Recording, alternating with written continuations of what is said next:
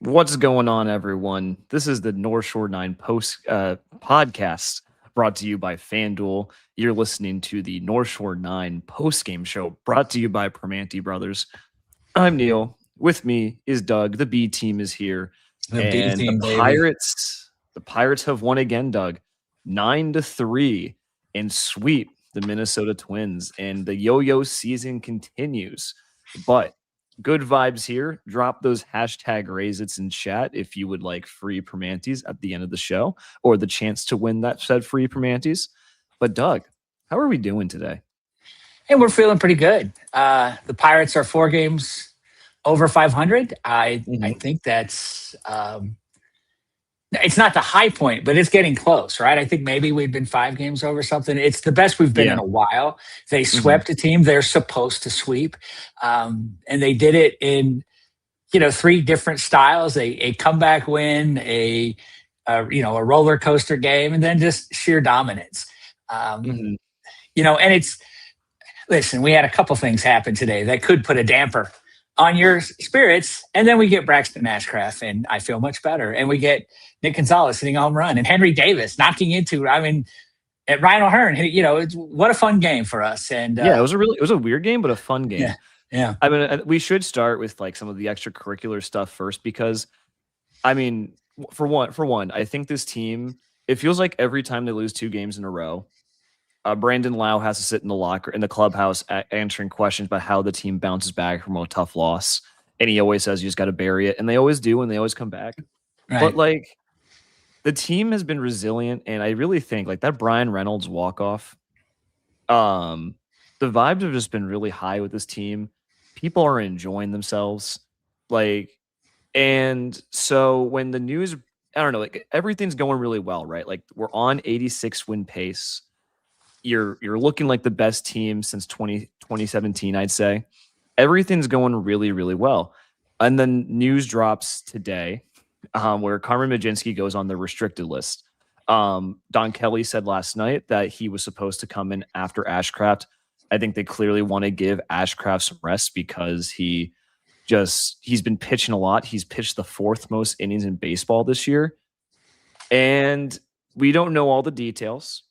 Alex Stump reported that he said that he wasn't ready to pitch today. He told the Pirates this, and so they're going to give him a couple days off. But that was really disappointing to hear about, especially coming off 2 really, really big wins the Pirates needed. Yeah, I agree. Listen, I understand Carmen's perspective. He has pitched better than, Bubba.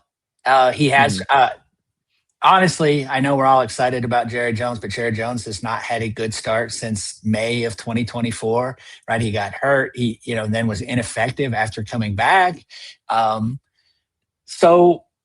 Carmen should have been able to keep a spot. That would be fair. But I'm sorry, Carmen, you must have had a wonderful life, and I guess being an elite baseball player, you do, but like life is not fair.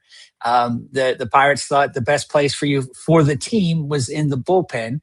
And again, I understand his frustration, and I wouldn't be mad at him if he said, I want a trade. If he said that in privately to Ben Cherington, had his agent communicate it, and then went out to the bullpen and did his job until that trade came through. Right, there's large money at stake for him. I think he's eligible for arbitration this year. You make more money as a starter than you do as a reliever. There's a ton of reasons. Look, they're in the business of baseball. We are in the game, being a fan of baseball. So I get it, but man, it's a bad look. It's just a bad look. Yeah, I mean, and I feel like, we don't have... No, we do not, sir. No, we do not. Hey, we got Doug DeBio a $100 hoodie last time we were at a Pirates game. Yes, the City Connect, right? Yeah, it's modern as it gets. The new City Connect. But no, in all seriousness, we don't know all the details that went down. Like a lot of this is it does look bad just by the timing of everything. When he went and did that interview and said, like, I'm going to talk with my people and see what options there are. Like, that wasn't a good look. Like, you do just need to say, I'm here for the team. I'm going to do what's best for the team. And even though I'm disappointed, I'm still going to go do my job. Right. And so if this is something where like, he gets his couple days off and he comes back and you know what? Vibes are high, water under the bridge. I don't want this to be a distraction. Right. but like it can't be a distraction. Right. Right. Exactly. That's if it does become a distraction, that's when you have to start thinking about trading him. Yeah. Only because like this team is too good to be wasted on distractions like this. But I don't think that's going to happen. I think with the new stuff that came out, I think it's just going to be a couple days where we talk about this. Like, well, that was weird. That was a bad look. And then he's going to come back into the bullpen and everything's going to be okay. Well, and part of the reason it's silly and short-sighted on his part is because, they're probably going to have to skip Ashcraft a start or two down the road. They'll probably want to push Skeens, but they're protecting innings. They're ineffectiveness, injury. There's so many ways for him to get out of the bullpen and back in the rotation. He would be the first guy chosen, right? They're not going to go reach down and bring up Barco or something. It's like if they need a starter, he'd be the first guy. And a lot of the times that stuff tends to work itself out. I understand his frustration. I wish he would have handled it more professionally. If he pitches in the bullpen in the next game and is effective again, he's human. He was given a devastating, unfair blow, quite frankly, just unfair. However, that's how it goes sometimes in team sports. The best version of this team probably has him as a multi-inning reliever. Sorry, Carm, but you gotta, pick your chin up and get back out there and give us 3 innings in a 2-1 game. Yeah. And this is a bit of last thing because we should talk about the game because this should be a joyous thing. Yeah. But I don't think the Pirates were unfair to him. I mean, like, quite frankly, he was moved to the bullpen by the time he hit AA.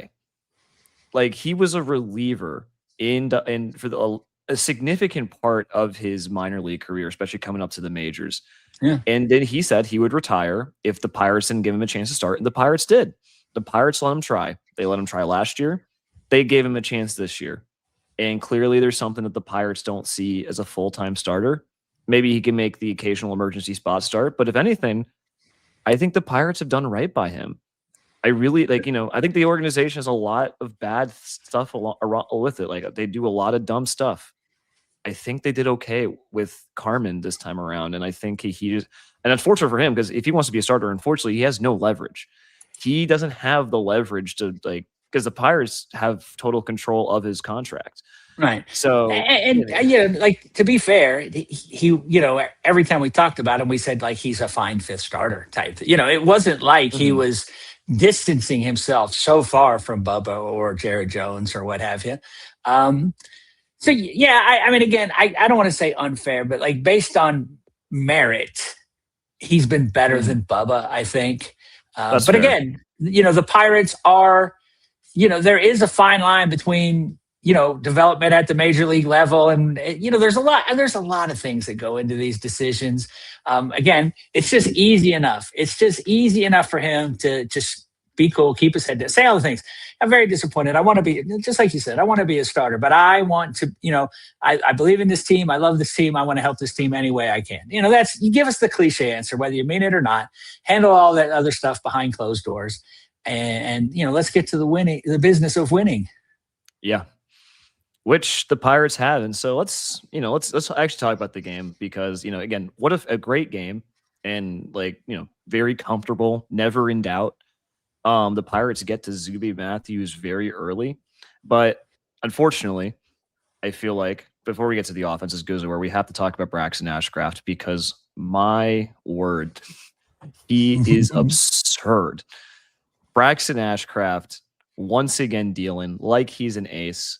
6 innings, 11 strikeouts, 24 whiffs on 80 pitches. He only throws 20 balls all game, and he could have gone a 7th inning very easily. Oh, easy. The only blight on him is that he gave up a line drive home run to Brooksley, and frankly, that was unlucky. When it was 9-0, and he was just, he was like, "Hey, I've got this. I'm going to throw strikes. I'm going to get out." So, listen, he's the best pitcher on the team right now. Yes. Right now, at this moment, that could change after 2 more starts. Right? I'm not making any kind of crazy, but he is pitching better than anybody on the team right now because he could have won a 7th inning. He got 11 strikeouts, and could have won a 7th and probably an 8th, given how efficient he can be. He's not walking guys. He goes right after guys. He gets them out. I wish Paul Skeens would have a little, of this in him, and instead of going 3-2 on so many people and showing all 11 of his different pitches, and then just get guys out. He doesn't have to, striking out 10 and 5 1/3 is not as good as striking out 11. And, again, it was only 6. It's only 2 more outs. But like I said, the fact if it were a 2-1 game, he would have stayed in and pitched the 7th because he would have been our most effective available pitcher at that time. Yeah, and it'd be interesting to see. I think if Mlodzinski was here, I think he gets taken out no matter what the score is in the 6th inning. But if since he isn't there, like I do wonder if this is a close game. Do they go give him a 7th because they're gonna have to start restricting this guy's innings? As good as he has been, as good as again, best pitcher on the staff right now. He's been better than Paul Skeens so far this year.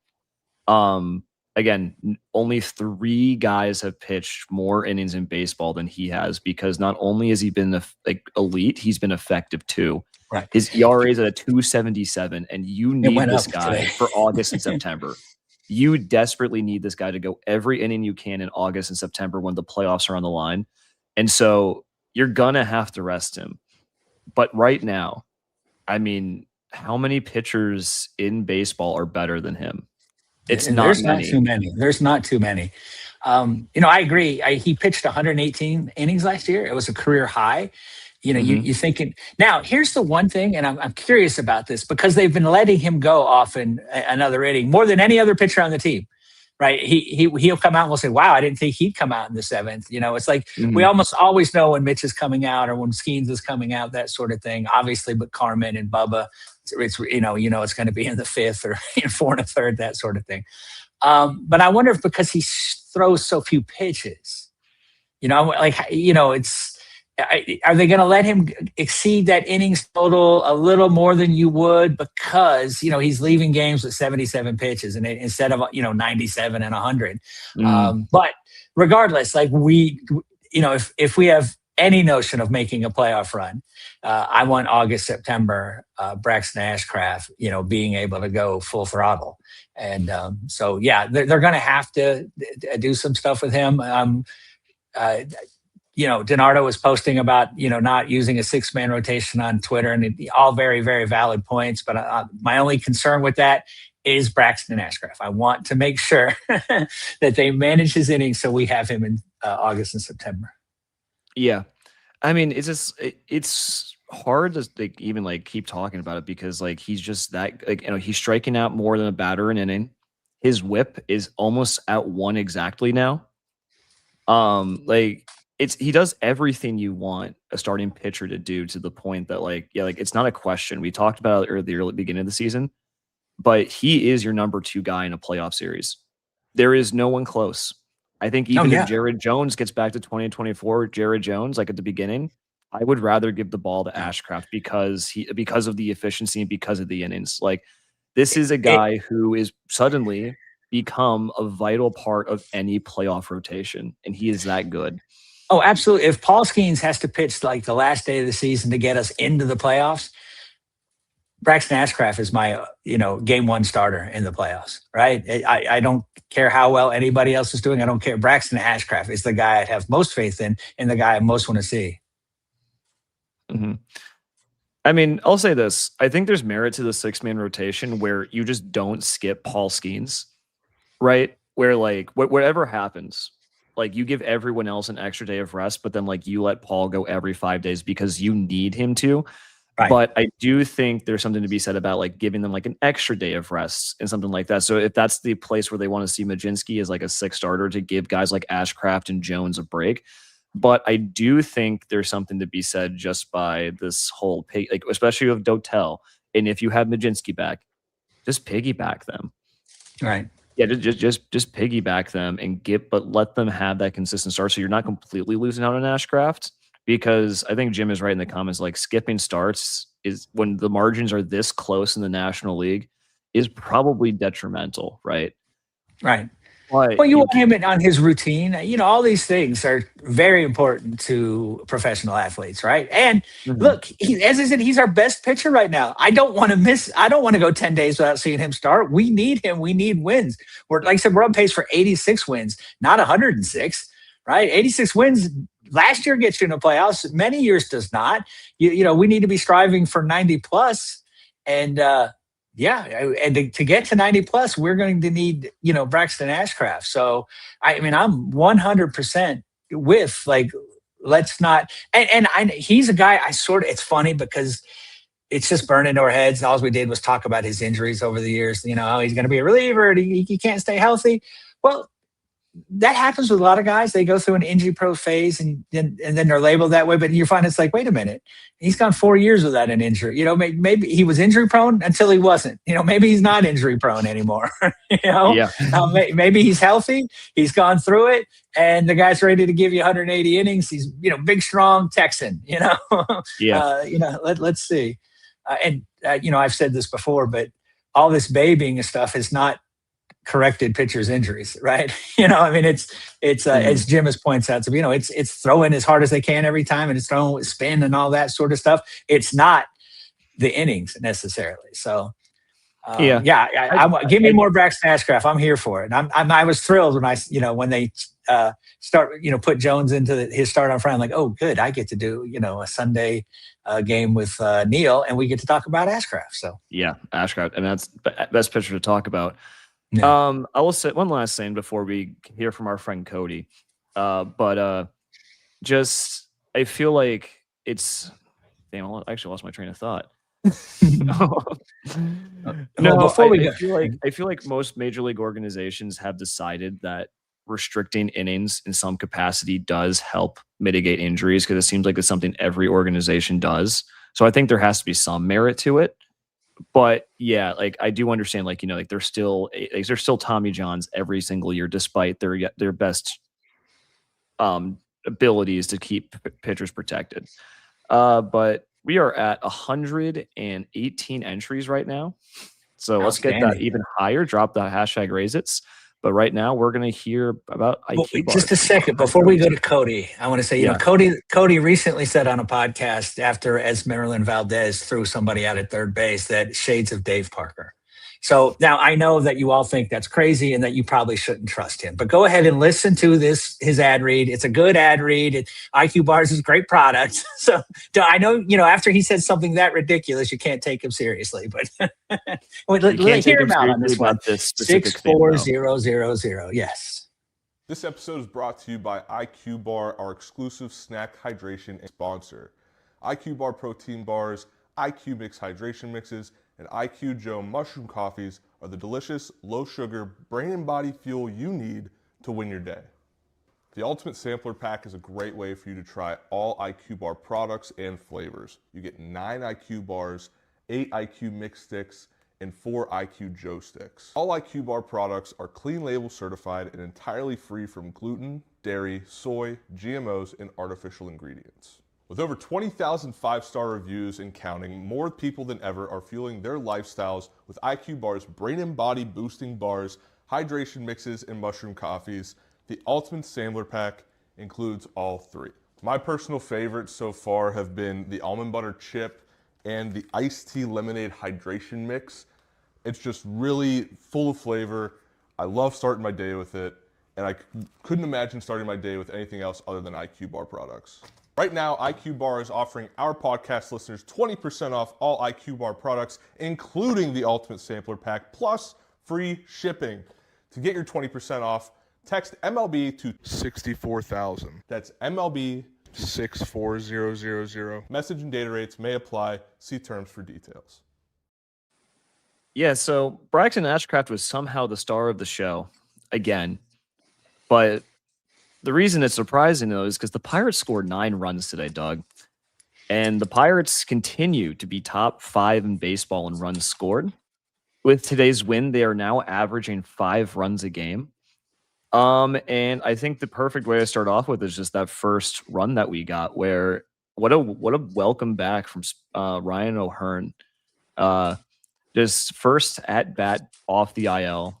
We've been missing him. He's a veteran. He's a leader, and immediately home runs and gets us started. Isn't it great to have lots of guys who can hit, Doug? Yeah, look at the first 5 guys in the lineup today, right? Spencer Horwitz, who's just been, I mean, since, from the All-Star break last year or whatever, has just been, I think he's number 5 in OPS in the National League in that time.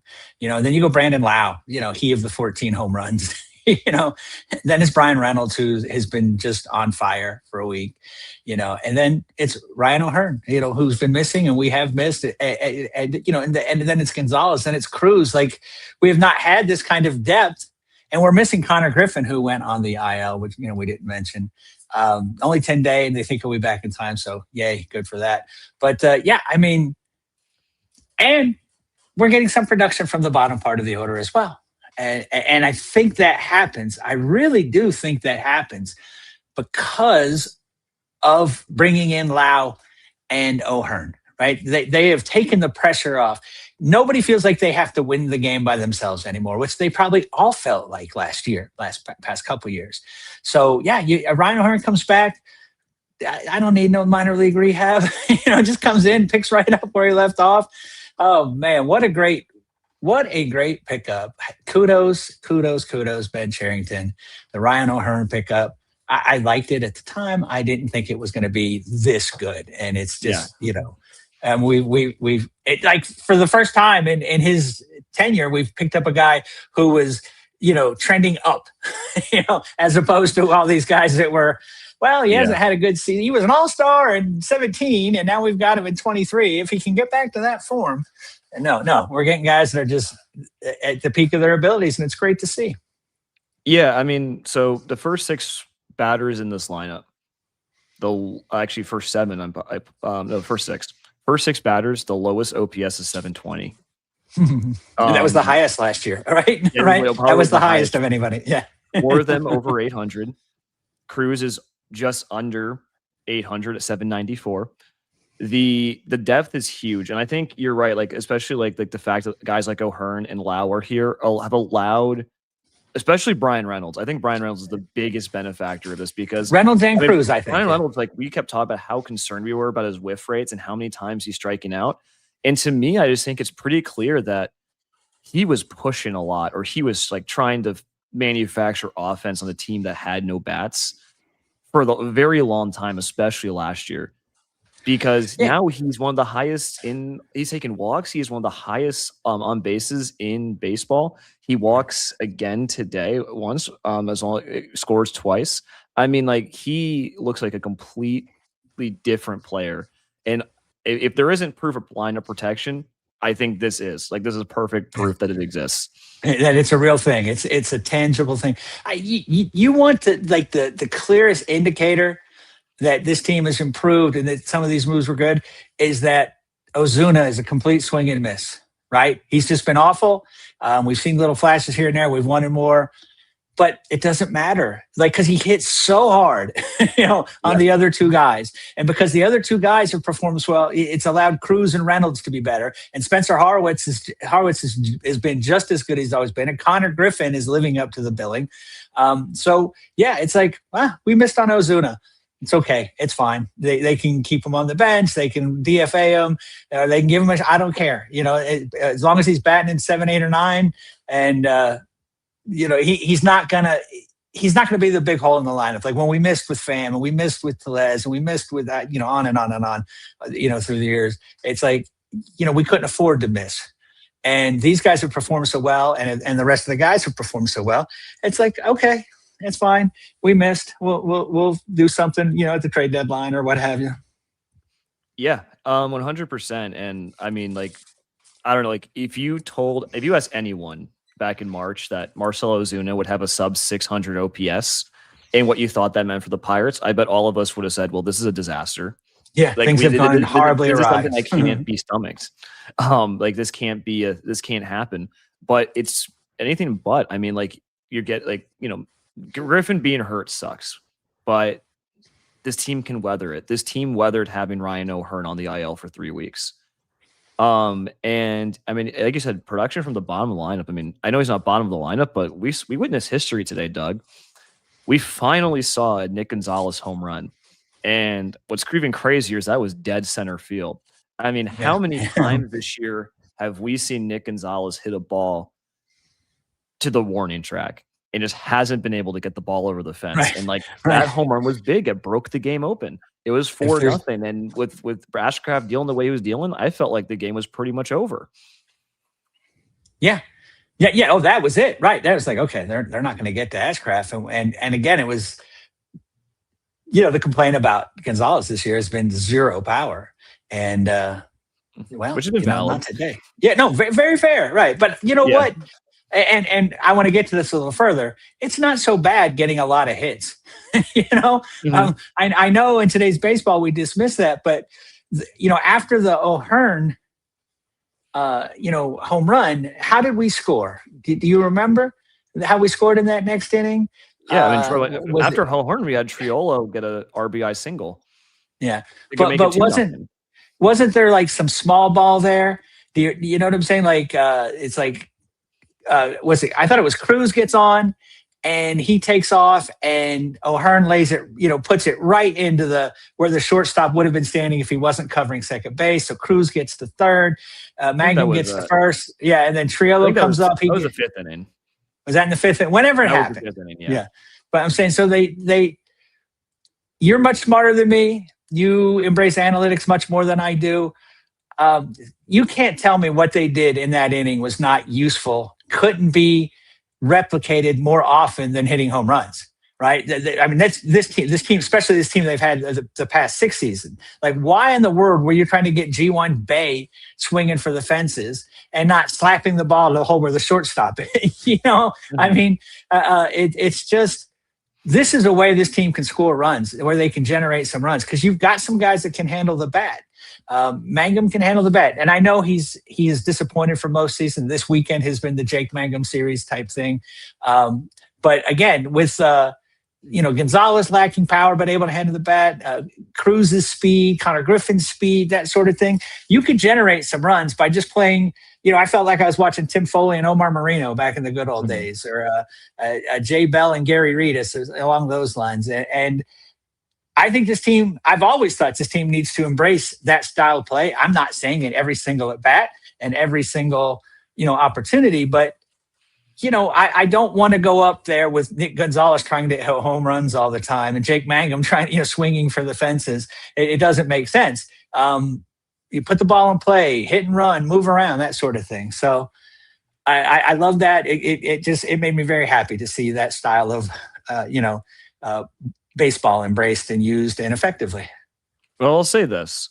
I think the team is the reason that this is the top 5 offense in baseball is because they do both. I mean, this game was broken open because of 2 home runs in a single. So like Nicky G hit a homer, O'Hearn hit a homer, and then you also got that single from Triolo. But I think what makes this team good is just like it's got a good combination of speed and power. Cruz, Gonzales, even Reynolds is fast. Griffin is on pace to steal a ton of bases. Like there is a lot of guys, and Mangum, man, he really only hits when he's facing Derek Shelton teams. He killed us last year. He killed it. He destroyed us last year. But I feel like there's something to they have both. They can small ball and they can hit the ball over the wall, and that's key because sometimes you need Jake Mangum to hit some dinky little single that barely gets into the outfield, and you need that's good. No, I don't want to see them doing this with Lau and O'Hearn, right? Those guys are legitimate home run hitters, legitimate, or Harwitz. I don't want to see Harwitz trying to score from first on a single to the shortstop. But there are times when it's appropriate. It's times when it is the wisest course of action. And I think today was an example of that there's still a place for it. I'm not saying that every team should now suddenly be playing like the, Billy Martin Oakland A's, when they called it Billy Ball back then, or the Go-Go Cardinals or any of that stuff. But again, when you're bringing up, sort of Gonzales and Mangum and Triolo and that sort of thing, it's like, okay, we might want to try to do something. We've got guys that can handle the bat. We got guys that can run, and let's take advantage of it. Yeah, no, for once we have a very balanced lineup, and I know like you can do extremes. Like I know the Brewers are pretty extreme, or the Rays are really extreme into like the contact run, all of that, and there's a place for it. But like and like that fifth inning, I mean, if we want to go through the fifth inning, like we're talking about Brandon Lowe singles and Horwitz scores after Horwitz gets a double. O'Neal Cruz, like then they get the bases loaded, they walk because they generate a lot of walks, and then O'Neal Cruz walks a run home.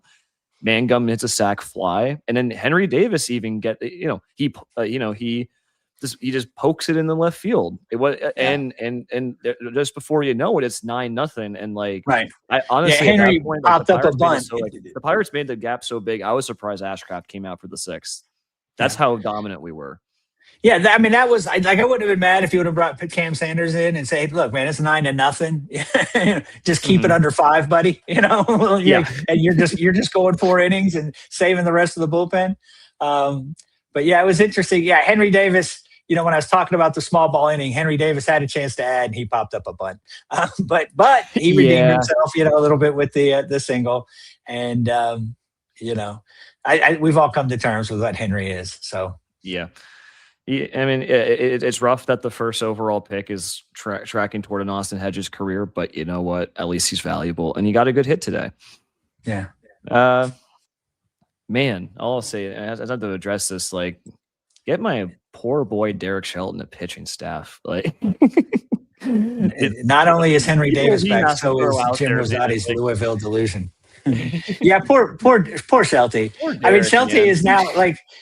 I mean, he had no talent here, and then he gets another job in the same circumstance. Like, I mean, he's now just dubbed as like, look, if you want to tear your team down and have a guy that'll keep a pretty good demeanor about it, and be the good soldier and never throw the front office under the bus, Derek Shelton's your guy. Hey, all I'll say is, Carmen Mlodzinski just went to the bullpen with no complaints when Derek Shelton was manager. There you go. He had the locker room in line. Yeah. He kept it tight, man. He kept it all in house. Yeah, I mean, I guess we could talk about the bullpen if we wanted to, but there's not a whole lot to talk about. Like, Sanders had a good inning, and I mean, Bedouin gives up a run, but like. But who cares? Yeah, it's okay. Yeah. That's okay. Like, there's times that's like when they're up 6-0, I'm like, this is where you bring in your worst reliever. When it's 9-0, absolutely, you bring in your worst reliever and say, all right, work some stuff out. I mean, it's fine. Like, you could. I mean, Justin Lawrence is no longer here, but I wouldn't have been mad if they brought Justin Lawrence in that situation. Yeah, I was surprised Sanders only went 1 inning, but I mean, Lawrence is gone, so yeah, that's what I'm saying. I was surprised. I mean, I was surprised that they didn't let Sanders go more inning. I mean, Lawrence is gone, but if they would have brought him in, I would, had he still been here, it's like this is the perfect spot, right? Yeah, you could have recalled Isaac Mattson today and say, hey, come on, Isaac Mattson, get yourself back on track, whatever. Unfortunately, Jim, this is my show right now, so we are pushing the Shelty propaganda that is happening. All right, Doug, let's give away some sandwiches. Absolutely. We're at 148 entries. Can we get into 150? We'll pause a little bit. Just remember to like, subscribe, and to check us out. We have post games after every game, and I believe we have Bucko Brew tomorrow morning. Yes, we do. They'll have lots to talk about. Carmen Mlodzinski and Connor Griffin and a sweep.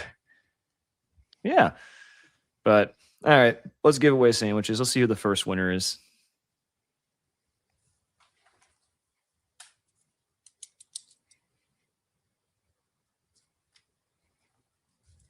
Joey Pepperell, congratulations. Joey Pepperell. Please send. Is that something you can get it from Annie's? Please send your email over that you associate with your Primanti's account over to northshore9@gmail.com, and we will get you your sandwiches. And let's get entry number 2. It would be appropriate if Paul Oles won on. It would be. It's any time for everyone.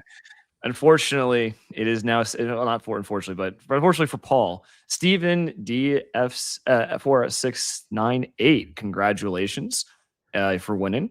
And again, send your information over to ns9@dxgmail.com, and we will get you your stuff. Congratulations.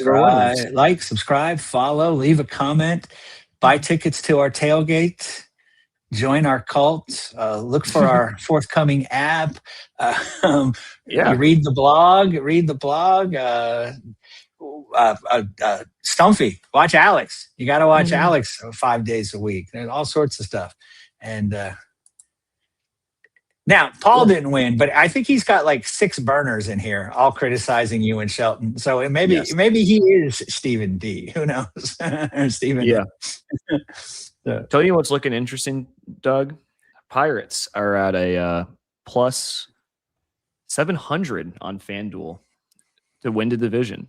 So if you're looking for value and you're feeling pretty good, that is good value for sure. Yeah, maybe a little of an outside shot, but okay. So tomorrow, do the Pirates have a game tomorrow? No, but Tuesday at the Astros, Bubba Chandler versus Mike Burrows. Yep, that'll be fun. Interesting. That'll be fun. Yeah. Worst ERA in baseball, on qualified starters, Mike Burrows. Man. And we have the best second baseman in baseball. So, there you go. We do have the best second baseman. I think it's actually not even jokes. I think it's actually true. That's not even an over exaggeration, right? That you can defend that statement. Yeah, but thank you to everyone for joining us today. Make sure you like, subscribe, do all that, and we'll be back to see you with Tuesday. When the Pirates take on the Astros. So thanks for joining in. Enjoy your rest of your Sunday, and let's go Bucks. Let's go Bucks. I'll see you guys Tuesday. All right, that wraps up this episode of North Shore 9. Thanks so much for tuning in. Whether you're listening on the podcast or catching us on YouTube, if you enjoyed the show, please give this video a thumbs up, and don't forget to hit that subscribe button if you haven't already. It really helps us grow. And if you're listening on the podcast, a quick review goes a long way in helping others find the show. Plus, be sure to tell a friend about us. There's always room for more here in the NS9 community. And for those looking to support us a little more, consider joining our Patreon, become an MVP member, and get exclusive perks while helping us continue to bring you more of the Pirates content you love. Thanks again for all your support, and let's go Bucks.